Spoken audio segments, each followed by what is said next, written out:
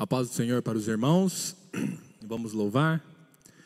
Que a tua palavra seja a nossa regra, teu Espírito Santo, o nosso mestre,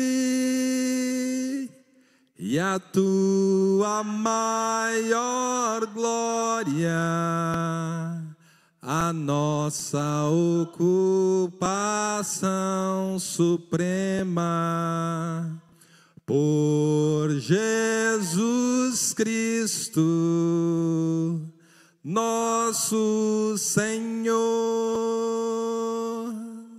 Amém? Os irmãos ainda em pé, vamos fazer mais uma vez a leitura da palavra de Deus.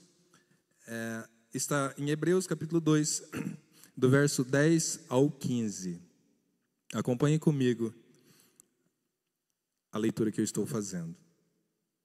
Porque convinha que Deus, por causa de quem e por meio de quem todas as coisas existem, conduzindo muitos filhos à glória, aperfeiçoasse por meio de sofrimentos o autor da salvação deles. Pois tanto o que santifica como os que são santificados, todos vêm de um só. É por isso que Jesus não se envergonha de chamá-los de irmãos, dizendo: a meus irmãos declararei o teu nome, no meio da congregação eu te louvarei. E outra vez, eu porei nele a minha confiança, e ainda, eis aqui estou eu e os filhos que Deus me deu. Visto, pois, que os filhos têm participação comum de carne e sangue, também Jesus, igualmente, participou dessas coisas, para que, por sua morte, destruísse aquele que tem o poder da morte, a saber, o diabo, e livrasse todos os que, pelo pavor da morte, estavam sujeitos à escravidão por toda a vida. Amém. Podeis vos assentar. Meus irmãos, às vezes nós somos acusados de sermos repetitivos, atrasados, ou mesmo equivocados em propagar uma mensagem que não cabe mais nos padrões dos dias atuais. Certa vez, em uma cruzada promovida pelo evangelista Billy Graham, depois da sua mensagem, foi divulgada na televisão na época um comentário, e os comentaristas diziam assim: a mensagem do Dr. Billy Graham está basicamente uns 50 anos atrasada. Uma repórter veio comunicar isso ao evangelista Billy Graham, esperando que ele ficasse triste, magoado ou zangado. E ele não ficou, e a resposta dele foi a seguinte: eu esperaria que esses comentaristas dissessem que a minha mensagem está atrasada 2000 anos, e não apenas 50. Era isso que eu gostaria que eles dissessem. Outra vez, D.L. Moody, ele recebeu uma carta de uma mulher que ouvia-o pregar constantemente. E nessa carta ela dizia assim: o senhor repete muito sobre a expiação. O senhor fala muito sobre a morte de Cristo. Mas o senhor, quase todas as suas mensagens, a gente ouve isso. E ele recebeu essa carta, e a primeira coisa que ele fez após de receber essa carta, ele foi para a sua escrivania, pegou a sua concordância e selecionou muito mais textos que falavam da morte de Jesus Cristo para acrescentar nos seus sermões. Ele fala: quando você recebe algo assim, isso não pode estar vindo de Deus. Sabe por quê? Porque eu não consigo ler a Bíblia, pelo menos algumas páginas, sem me deparar com a morte de Cristo. Eu não consigo ler trechos das Escrituras sem me deparar com a morte de Cristo. Mas será que D.L. Moody está certo? Em últimos dias nós temos visto uma crescente, vou colocar, rebelião contra a mensagem da cruz, contra a mensagem do sacrifício de Jesus, contra a mensagem da morte. E algumas pessoas, você vai encontrar elas na internet dizendo algo triste de se ouvir.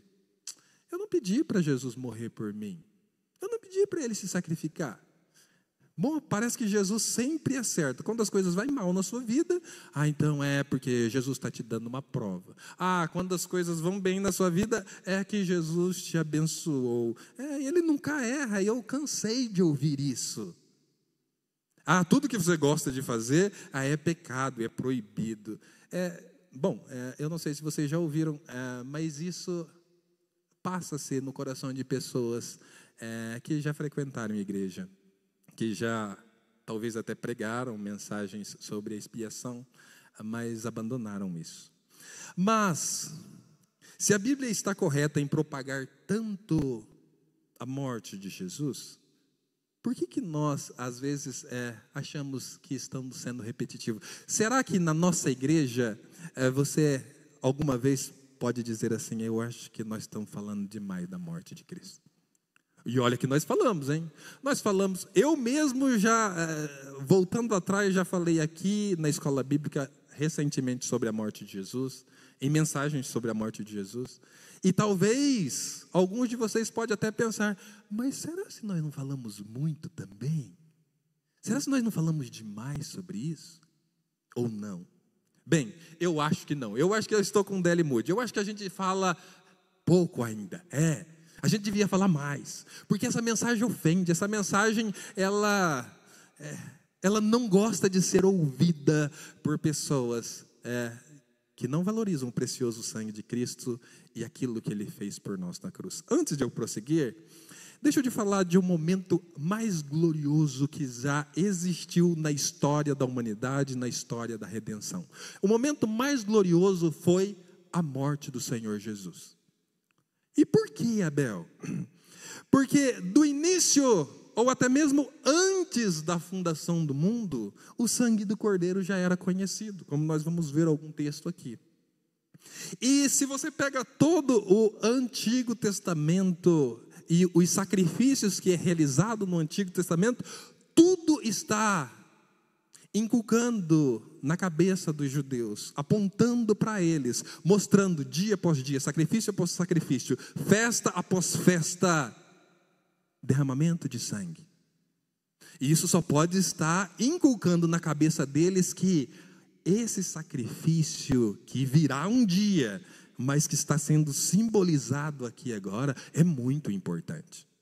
É um evento maravilhoso. Você já ouviu a palavra momento? A palavra momento é significativa porque ela marca um só, mas antecede de muitas coisas. Qual é o momento mais importante da sua vida? Se eu lhe perguntasse. Sua vida é marcada de momentos, alguns significativos, outros rotineiros, mas se eu te pedisse, qual foi o momento mais importante que você viveu até hoje? O que você faria? O meu nascimento, sei lá, o meu casamento, o meu primeiro filho, todos são momentos importantes. Mas qual foi o mais importante para você? A sua conversão? A minha conversão. Mas você viu que a sua conversão foi em um momento, mas ela foi marcada por N momentos que anteciparam, coisas que chamaram sua atenção, luz daqui, um flash dali, alguma coisa, mas chegou um momento que, aconteceu. Pegue, por exemplo, o exemplo da conversão de Saulo. Foi em um momento. Realmente foi em um dia, mas isso antecedeu tantas coisas, tem tantas coisas nos bastidores da vida dele, são tantas cenas que ele viu, cristãos sendo apedrejados, mortos, uma fé, será se isso é mentira, lutando contra a consciência, até que, aconteceu. Agora, se você pega a história mais importante da redenção, ou pelo menos o evento mais importante da redenção, a morte de Cristo, propagada há tempos e tempos e tempos e tempos e tempos. Tudo flashes, tudo coisas que pareciam corriqueiras, tudo sacrifício diário, festa, Páscoa, mas chegou o momento. E quando chega um momento, realmente é um segundo, a morte dele foi um segundo. Pai, nas tuas mãos entrego o meu espírito. Morreu. Um segundo, um momento, um minuto. Mas antes disso foram várias coisas que aconteceram. E depois disso tudo muda. A história mudou. A sua história mudou quando você se converteu. Você acabou de cantar aqui. A sua história mudou quando você teve o seu primeiro filho. A sua história mudou quando você casou. E a história da humanidade, não somente da humanidade, a história cósmica, céus e terra, ela muda quando Cristo morre naquela cruz. Por quê?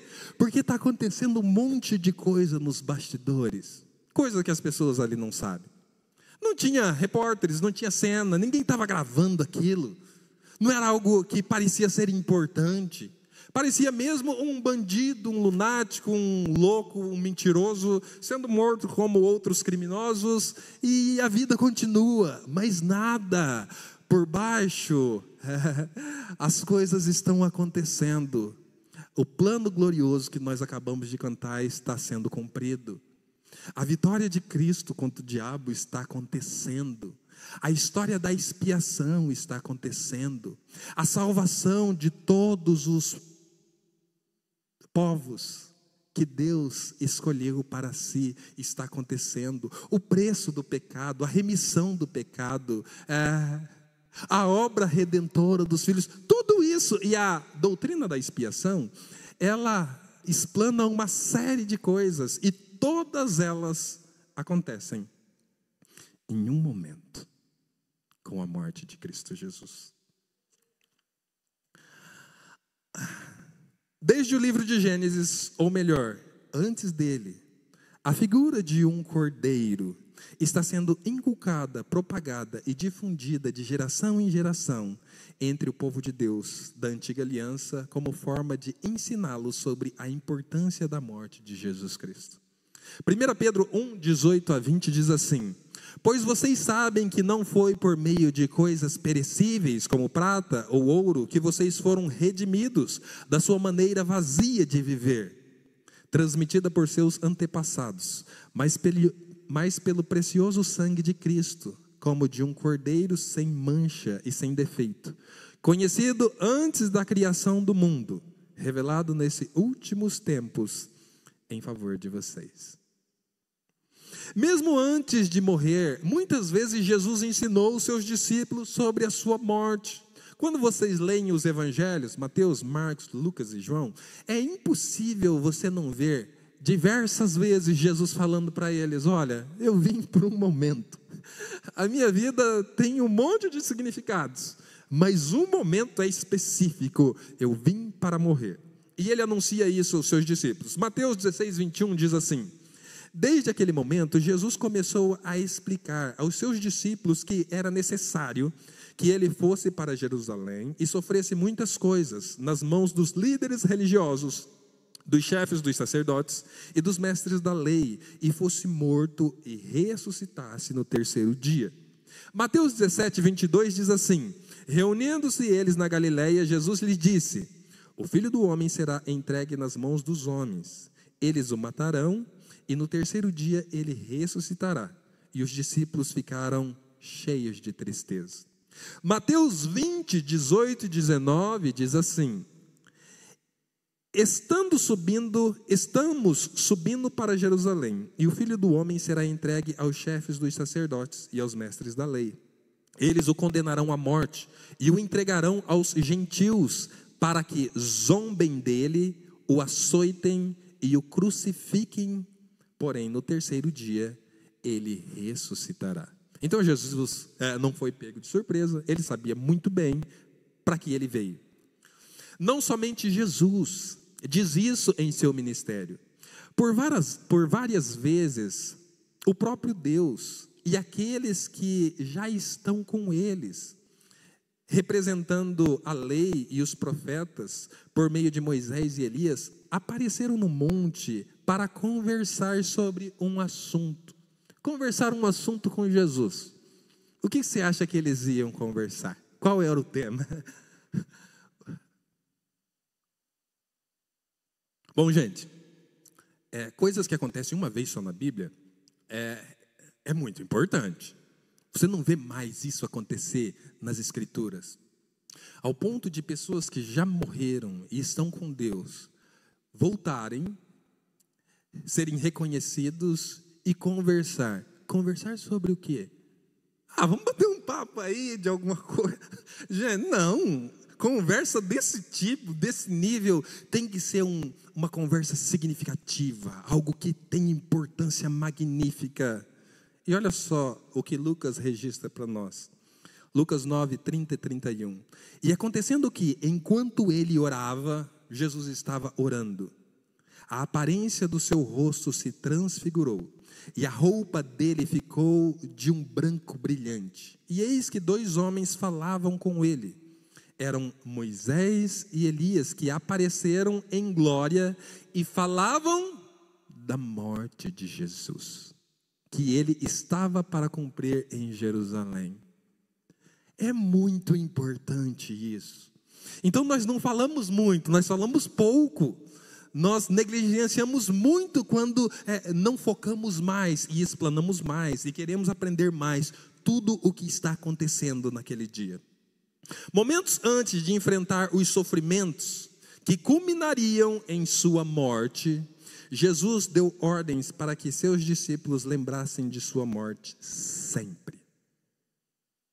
Bom, talvez você pense assim, não, realmente a morte foi significativa, a morte foi algo maravilhoso, ali está a salvação da humanidade. Mas uma vez que já aconteceu, então ela perdeu o significado, perdeu o sentido. Já avisaram, já propagaram. Não, agora que o negócio vai aumentar ainda. E mesmo antes de morrer, Jesus fala assim para os seus discípulos: tomando o pão, deu graças, partiu e o deu aos seus discípulos, dizendo: isto é o meu corpo dado em favor de vocês.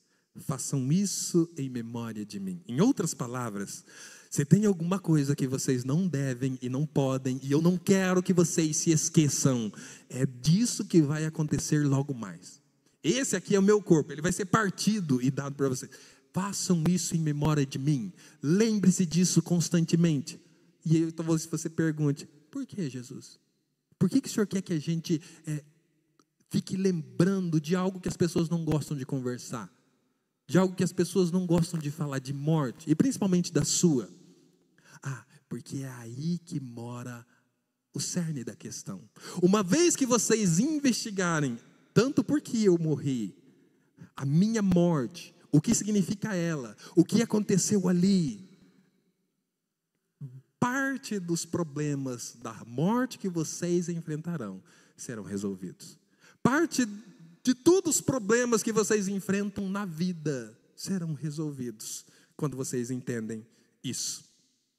Assim, em seus escritos, depois de Jesus, os apóstolos seguem falando exclusivamente da morte e o que aconteceu depois da morte e da ressurreição de Jesus, explicando para a igreja o que aconteceu naquela cruz, quando ninguém via ou percebia o que estava acontecendo nos bastidores. Deus, em Cristo, estava realizando a grande obra expiatória, o clímax da história da redenção, um momento especial. Meus irmãos, tem um momento que eu tenho uma esperança viva de presenciar, e vocês vão também.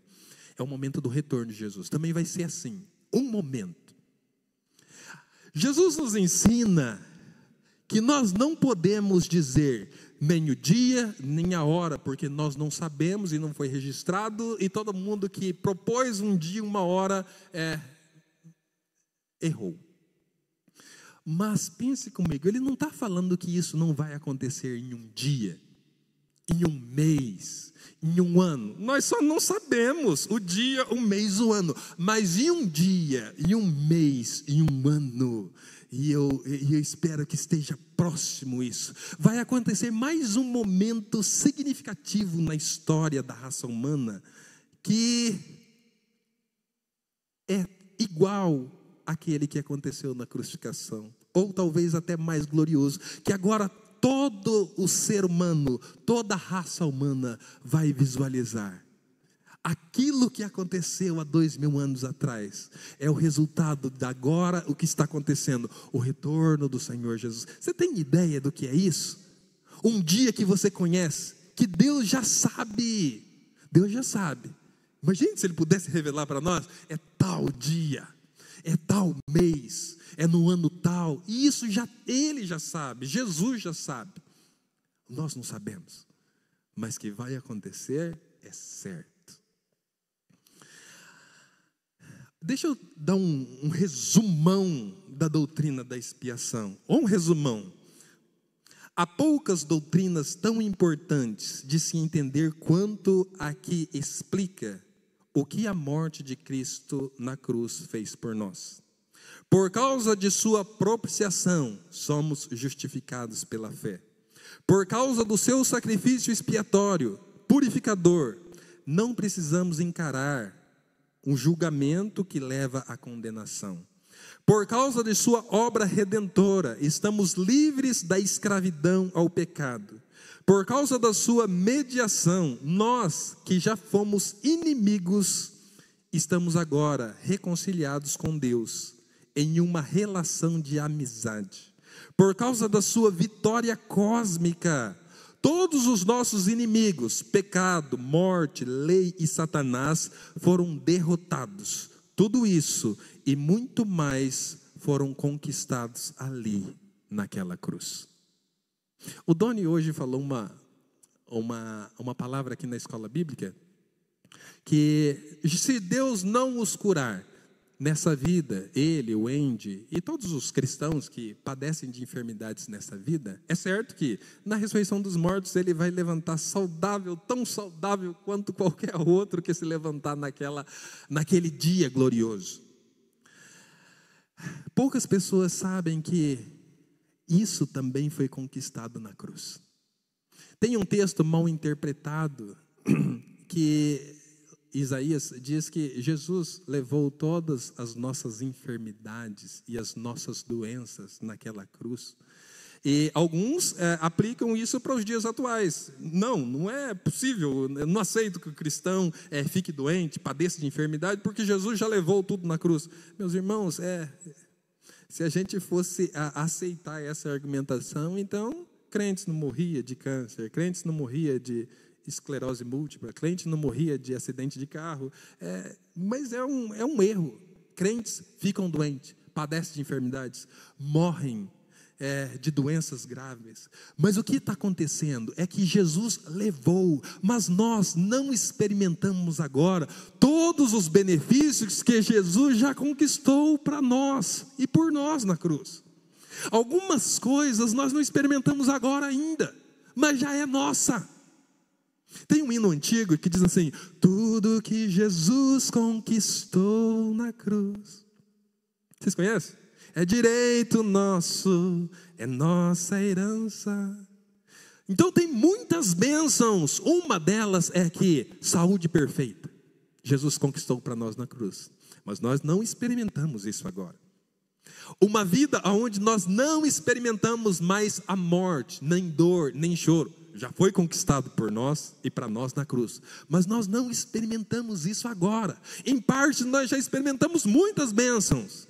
A salvação, a amizade com Deus, a justificação, o perdão dos pecados, a redenção, o nome escrito no livro da vida, a presença do Espírito Santo, a comunhão com os santos, tudo isso é presente e foi conquistado na cruz, que nós já desfrutamos.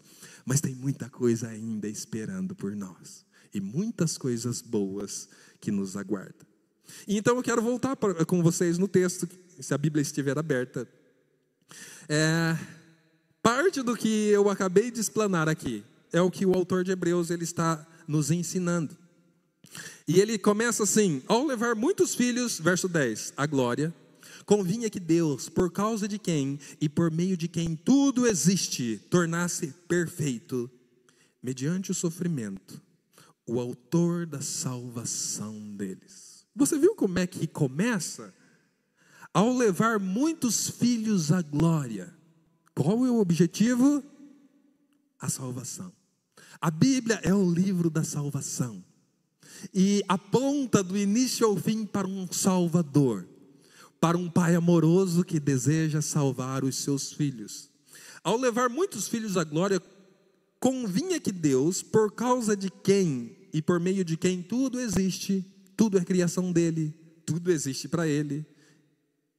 A doutrina ex nihilo, que diz que todas as coisas foi criada por Deus, do nada. Ele é autor da criação. Então é por isso que tudo é para ele. Porém, para salvar, ele precisa que o Salvador venha. Mas esse Salvador, de alguma forma, tem que aprender algo que ele ainda não sabe. Tornar-se perfeito mediante o sofrimento. O autor da salvação deles. Esse texto nos mostra que, depois que o pecado entrou no mundo, ele trouxe sofrimentos, doenças e morte. E aquele que viria nos salvar, ele teria que ser perfeito, mas ele teria que também experimentar todos os sofrimentos que nós enfrentamos, de uma forma totalmente diferente como nós enfrentamos. Os seres humanos, por mais dedicados e santos que eles são a Deus, eles são pecadores, e não tem nenhum sequer que conseguiu enfrentar tristezas, doenças, sofrimentos sem pecado. Até mesmo um homem temente como Jó, ele pecou e falou coisas erradas com os seus lábios. Mas o autor da salvação nossa, que é Jesus, ele vai passar por todos os sofrimentos de uma forma totalmente diferente. Ele não vai cometer nenhum erro, nenhum pecado. Eu tenho certeza que todos vocês são bem doutrinados e sabem que o único autor da nossa salvação é Jesus Cristo. Eu ficaria decepcionado, pastor, se alguém chegasse aqui depois de anos pregando, estudando e dando aula e falasse assim, mas eu acho que tem outros aí que participam da autoria da salvação. Não, existe um só. E talvez você tenha textos de cor. 1 Coríntios, 1 Timóteo 2,5, há um só Deus e um só mediador entre Deus e os homens, Cristo Jesus, homem. Atos, capítulo 4, verso 12, e abaixo do céu não existe nenhum outro nome dado entre os homens, pelo qual importa que sejamos salvos. Essa é uma obra exclusiva do Senhor Jesus, e é glorioso quando você está livre disso. Eu admiro o apóstolo Paulo, mas ele não é o autor da nossa salvação. Você pode gostar muito dos escritos de Pedro, você pode gostar muito dos autores do Antigo, do Novo Testamento, de Maria, de José, nós pregamos sobre eles aqui, mas eles não são autores, eles não fazem parte da obra salvadora. Somente essa exclusividade pertence ao nosso Senhor e Salvador Jesus Cristo. Eu não sei se você viu, mas nessa terça-feira, dia 4/11 de 2025, o Papa Leão, esse novo Papa, ele propagou uma nota. Olha só o que ele diz. Jesus pode ter ouvido palavras de sabedoria de sua mãe Maria, mas ela não o ajudou a salvar o mundo da condenação, disse o Vaticano. Leão XIV, o principal escritório doutrinário do Vaticano, instruiu os 1,4 bilhões de católicos do mundo a não se referenciarem a Maria como a corredentora do mundo. Somente Jesus salvou o mundo, diz a nova instrução, resolvendo um debate interno que confundiu as principais figuras da igreja por décadas e até mesmo provocou desacordos abertos entre os papas recentes. Vocês viram essa nota? Chegaram a ver terça-feira. Eu fiquei... O que está acontecendo? No final das contas, eu não sei muitas coisas do que está acontecendo. Mas sabe, se tivesse uma palminha ali, eu teria clicado Porque vocês têm ideia de quantas pessoas no catolicismo romano foram instruídas por toda a vida de que Maria é corredentora? Que por toda a vida eles oraram, Santa Maria, Mãe de Deus, rogai por nós pecadores, agora e na hora da morte da nossa mãe. Como que fica a cabeça de um católico ouvindo essas palavras? Maria não é corredentora, e é só Jesus o Salvador da humanidade, do mundo. Bom, eu espero que, não seja aquilo que caia em desuso e as pessoas não ouçam mais. Eu espero que crie mesmo uma polêmica lá dentro. Mas se você que está me ouvindo e é um católico, sabe o que eu esperaria de coração?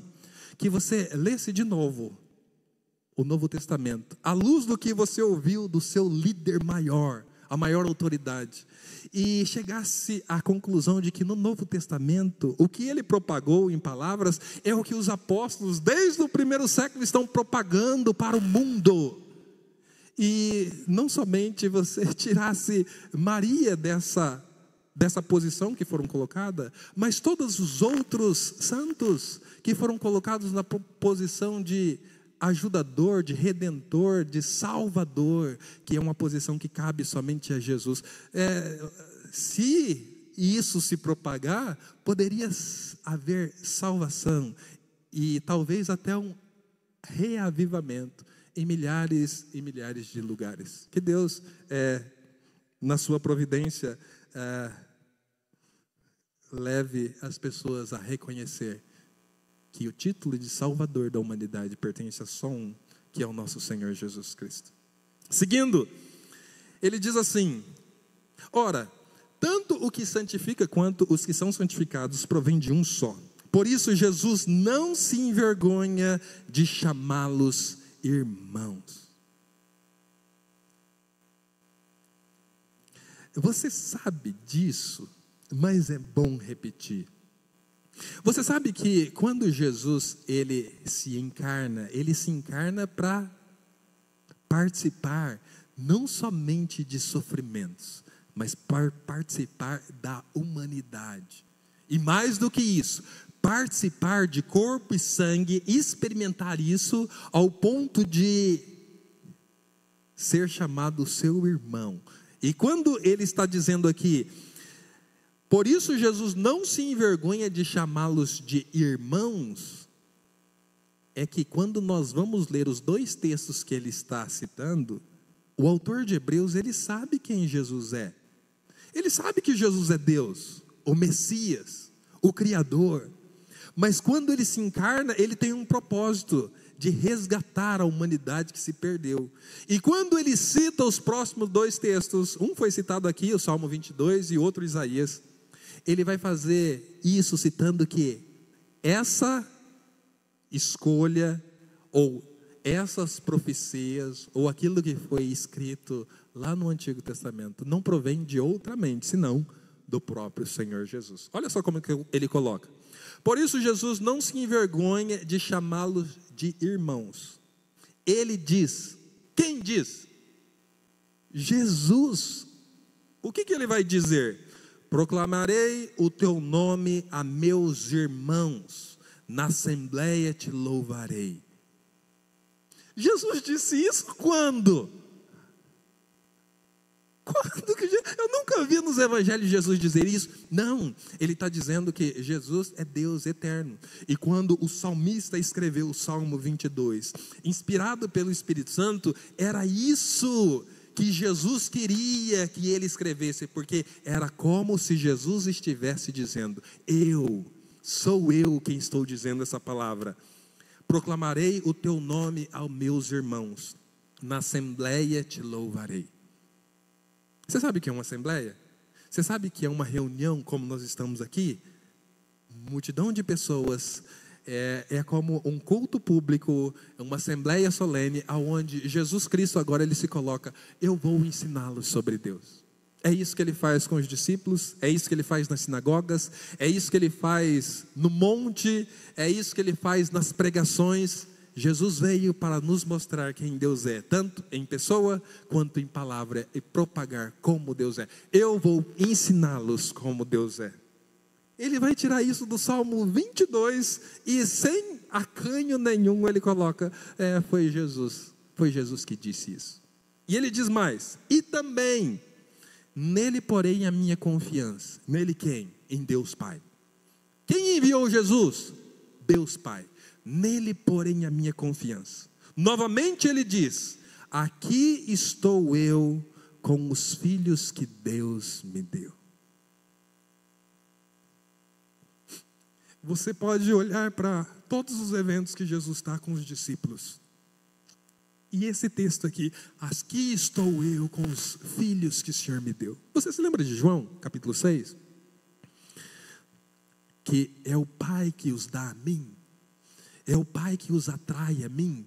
E todos aqueles que vêm a mim foi que o Pai os atraiu. Eles eram seus, o Senhor me deu.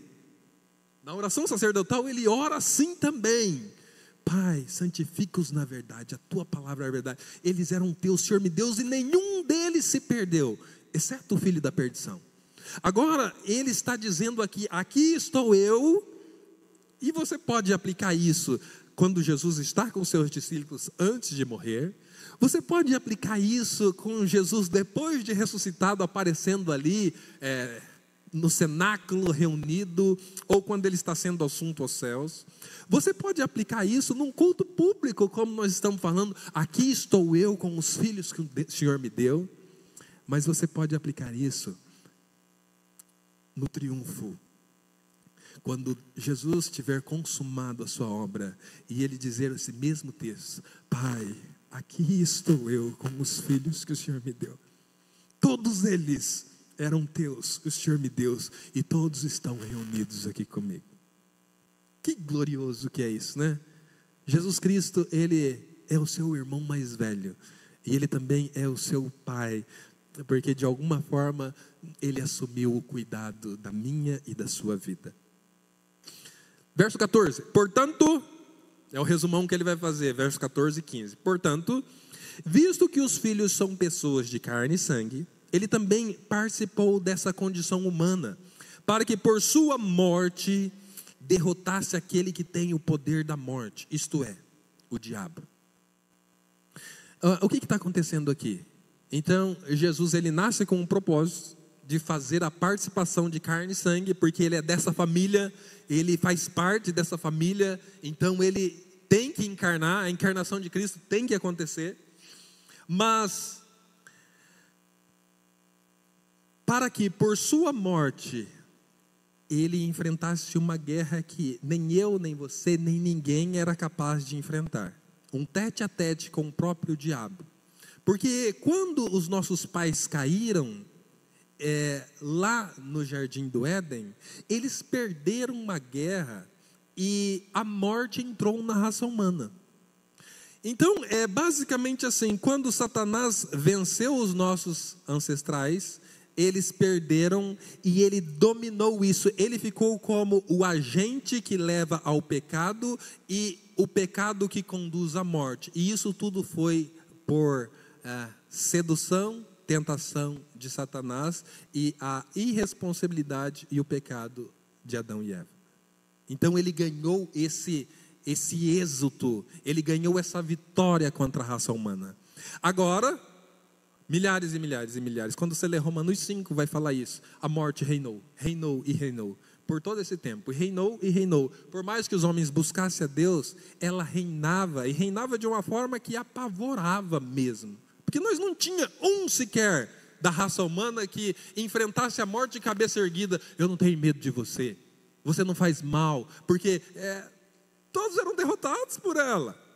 Conte, tem N pessoas famosas, antigas,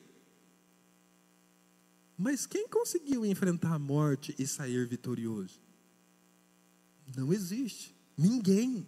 É por isso que Jesus é único, é por isso que Jesus ele se sobressai a qualquer nome que se possa propagar, porque ele enfrenta a morte e morre, mas ele destrói ela, Ele acaba por ela porque ele ressuscita dos mortos. E quando ele ressuscita é vitória sobre a morte. Então ele coloca isso dessa forma: derrotasse aquele que tem o poder da morte, isso é, o diabo, e libertasse aqueles que durante toda a vida estiveram escravizados pelo medo da morte. Se você é cristão, você não é mais escravizado pelo medo da morte. Mas se você não é cristão e você não pensa muito sobre ela, é porque no fundo, você tem ainda medo dela. No fundo, você não somente medo, mas pavor. O autor de Hebreus coloca libertar-se aqueles que durante toda a vida estiveram escravizados pelo medo da morte. Em algumas versões está pavor da morte. Porque é isso mesmo que ela faz. Hoje na escola bíblica nós também comentamos: por que as pessoas não gostam de falar sobre a morte? Domingo, churrasco na sua casa, todo mundo reunido, você fala: gente, é uma palavrinha, só 1 minuto, 10 minutos, eu queria fazer uma meditação com vocês. Está todo mundo reunido, dando risada aqui, eu quero falar um pouquinho sobre a morte. Se as pessoas não forem crentes, tementes, você vai ser ridicularizado. Pelo amor de Deus, nós estamos numa festa, você vai falar de morte. Eu quero vida, eu quero falar de alegria, eu quero de coisa boa. Eu não gosto de falar de morte, eu não gosto de comentar sobre isso. Por quê?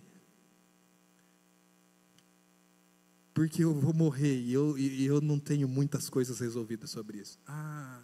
E todos nós vamos. E talvez você vá essa semana. Você pensou nisso? Abel, sério? Talvez. Nós vimos da sexta-feira, foi da quinta para sexta ou sexta para o sábado? Da sexta para o sábado, você viu o caos que aconteceu ali no Paraná? Você acha mesmo que foi 300 pessoas que morreram?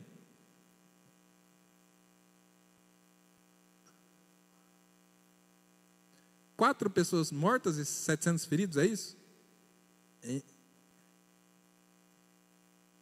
5 mortos. Desculpa, eu não estou informado sobre isso, mas você acha que aquelas pessoas, na quinta-feira, sei lá, foram dormir e falaram assim: eu vou dormir, amanhã eu vou fazer isso. Elas pensaram que ela ia morrer da sexta para o sábado? Você acha que elas levaram isso a sério, esses 5? Se eram cristãos, eu penso que sim. Mas se não eram, dificilmente. Um final de semana anterior, você acha que aqueles jovens todos que estavam talvez festejando lá, bebendo, curtindo, eles acharam assim: vai ter uma emboscada aqui e amanhã todos nós vamos estar mortos? Lá foi mais mortos, né? 100 e alguma coisa, 121 eu acho. Eles pensavam nisso? Você pensa nisso, que essa semana você pode morrer? Gente, eu gosto de pensar nisso, porque é uma realidade. Olha, pode ser que essa semana eu morra. Se eu morrer, o que vai acontecer? Por um lado eu fico triste, sim, sabe? Ou eu gosto dos meus filhos, da minha esposa, amo eles de paixão, gosto do meu trabalho, das coisas que eu faço, mas eu gosto muito mais das coisas que estão do outro lado.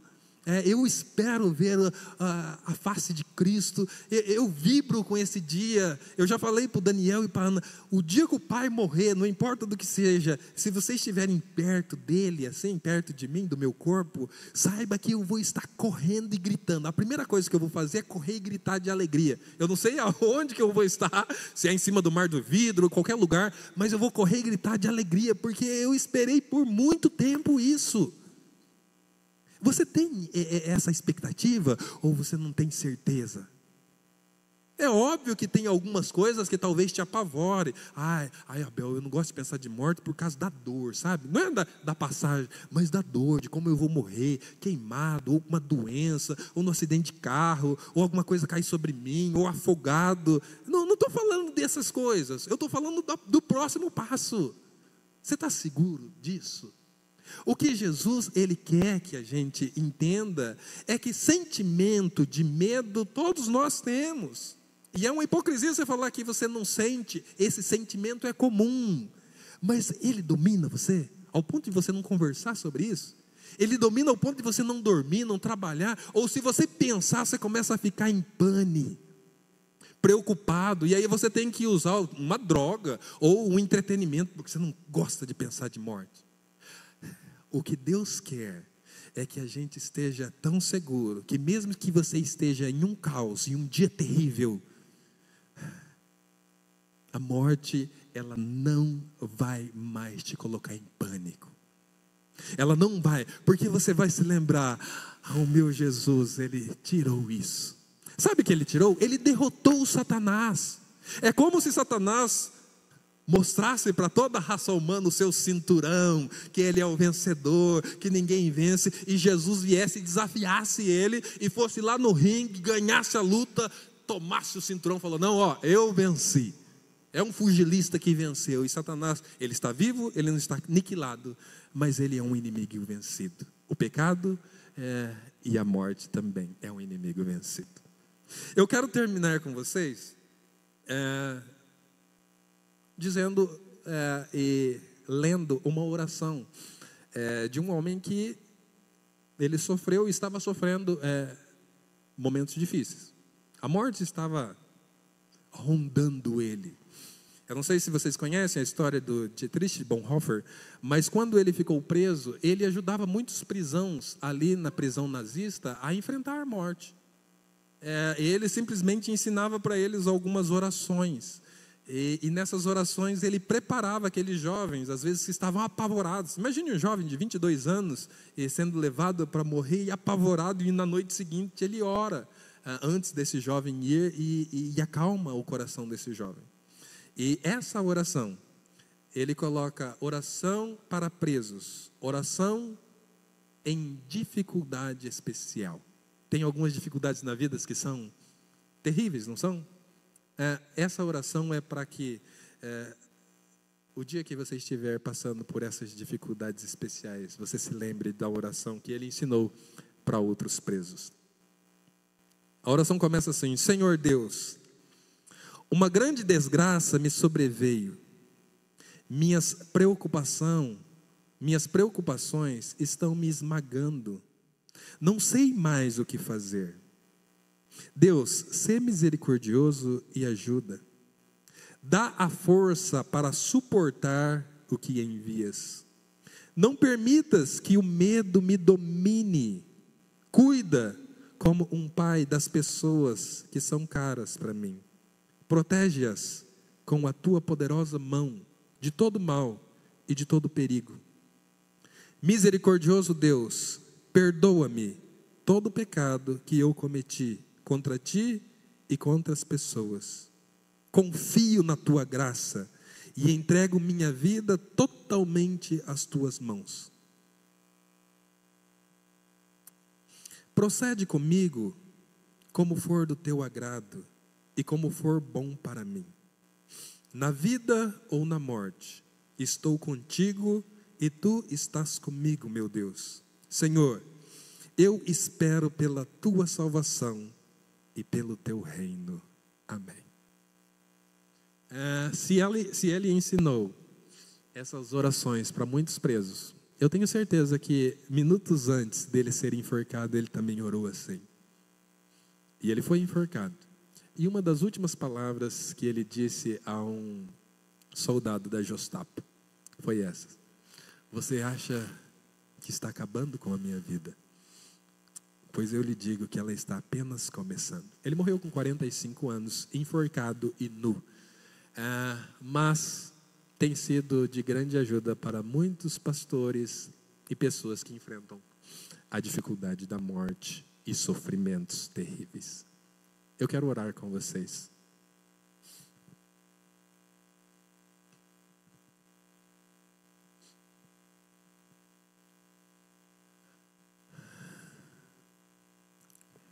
Senhor Deus, graças nós te damos por essa palavra. Obrigado, Senhor, por nos mostrar que nós não falamos muito da sua morte, mas falamos pouco. Pois a tua palavra do início ao fim está recheada de ensinamentos que apontam e divulgam e propagam e ensinam sobre a sua morte. Hoje, nós estamos mais uma vez sendo obedientes ao Senhor e nos lembrando da sua morte e nos lembrando de tudo que o Senhor conquistou para nós na cruz. Foi algo terrível para o Senhor, Foi um momento difícil, mas é o momento mais glorioso que recordaremos na eternidade, pois foi ali no Calvário que o preço dos nossos pecados foi pago. E a eternidade invadiu a nossa história e comprou para nós uma salvação que ninguém jamais poderia comprar. Nos colocou em posição digna diante de Deus. E porque nós cremos no sacrifício do seu Filho Jesus, isso tudo muda a forma de nós vivermos e enfrentarmos os problemas. Eu não sei, Senhor, os problemas que os teus filhos hoje e os teus irmãos, Senhor Jesus, estão enfrentando.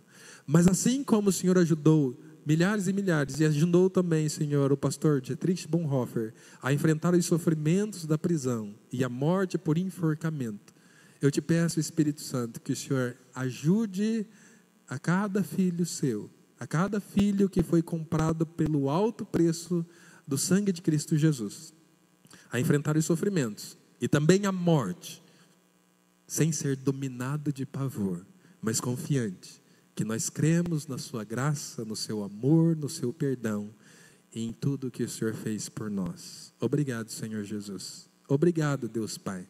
Obrigado, Espírito Santo, por todo o benefício que nós recebemos. Nós agradecemos em nome de Jesus. Amém.